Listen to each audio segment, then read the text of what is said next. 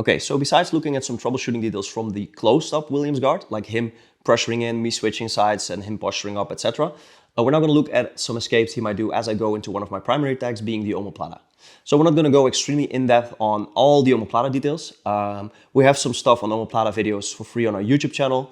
You can check that out, or any other stuff about the omoplata. But we have to cover some of these because we're so close to the omoplata and it's one of our main attacks. So as we go from the Williams guard into the omoplata, usually I want to be quick enough, extend and control his hip, etc.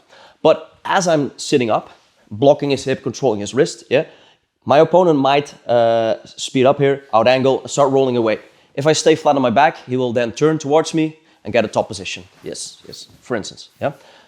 So in order to prevent that, as he rolls away, so I go for the omoplata, keep control. I want to sit up and catch the hip. He rolls away, I immediately start sitting up, and I like to trap his forearm in my hip. So stretch your legs, please. So we can see on camera how his forearm is strapped.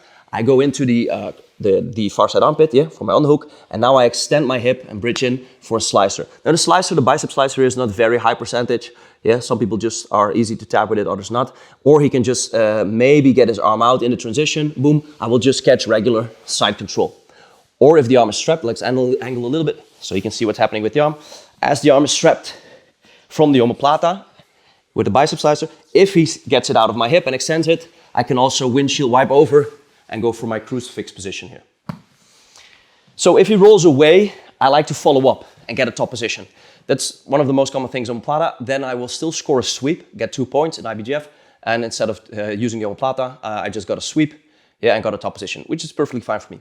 Now instead of rolling away, my opponent might also try to invert underneath, which you can also do if I have control over his hip. So even if I'm sitting up here, yeah, I have control, and now he starts to invert underneath and roll away.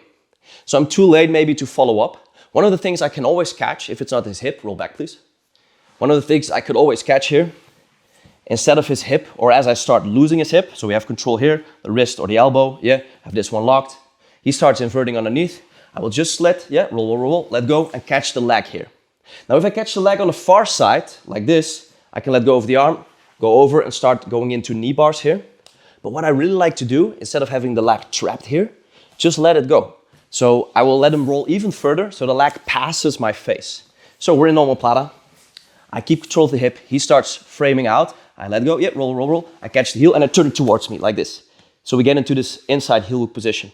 Now I can switch my legs into either 411 or go over to 50-50 and have this inside heel hook to start finishing with because I really like getting into leg locks. Yeah, we will see this with the different areas we're going to cover now from the reverse neo belly.